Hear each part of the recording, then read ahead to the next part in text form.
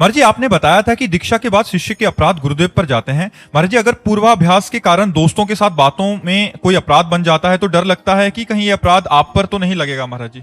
ये तो निश्चित बात है, शास्त्रीय सिद्धांत है कि जिसको शिष्य बनाया जाता है, यदि वो गुरुदेव की आज्ञा के अनुसार नहीं चलता और गुरुदेव सभा में उसका त्याग कर दे तो गुरुदेव मुक्त हो गए, नहीं तो शिष्य के किए हुए पाप से गुरुदेव को बंधना पड़ेगा। इसीलिए पूर्व के महापुरुष 1 या 2 शिष्य बनाते थे जो आज्ञा में चलते हैं, 2-4 शिष्य बना लिए जो आज्ञा में चलते हैं, क्योंकि पता है कि मनमानी आचरण करेंगे तो भोगना पड़ेगा। इसलिए शिष्य को चाहिए कि या तो दीक्षा ही ना ले, और जब दीक्षा ले ले तो इतना तो सोच ले कि कृपालु गुरुदेव ने मुझे नाम और मंत्र दिया है, मैं क्या उनको दुख और दर्द भेंट करूं?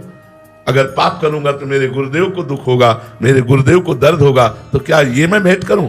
गुरुदेव भगवान को सुख नहीं पहुंचा सकता तो दुख नहीं पहुंचने दूंगा, ऐसा कोई आचरण नहीं करूंगा। और ये सत्य बात है, गुरु को भोगना पड़ता है। ऐसे तो महाराज जी हम सब तो अपराधी जीव हैं महाराज जी, आपके तो हजारों शिष्य हैं महाराज जी। तो भोग तो रहे हैं ना, सबका कल्याण हो, सबका मंगल हो, इसलिए हर परिस्थिति में लगे हुए हैं। देखो, भूल चूक हो जाने के लिए कोई बात नहीं है, लेकिन जानबूझकर पाप करोगे तो आपको भी दंड मिलेगा और हमको भी भोगना पड़ेगा, ये पक्की बात है।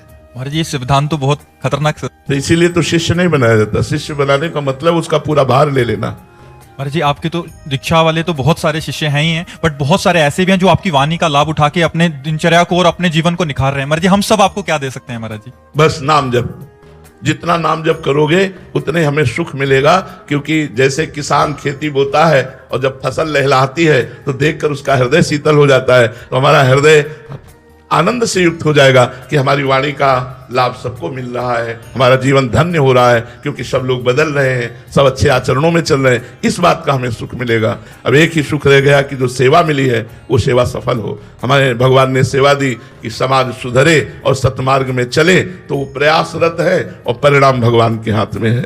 जो सुधर रहे हैं वही हमें सुख पहुंचा रहे हैं, और जो कुमार्गगामी है वही हमें दुख पहुंचा रहे हैं।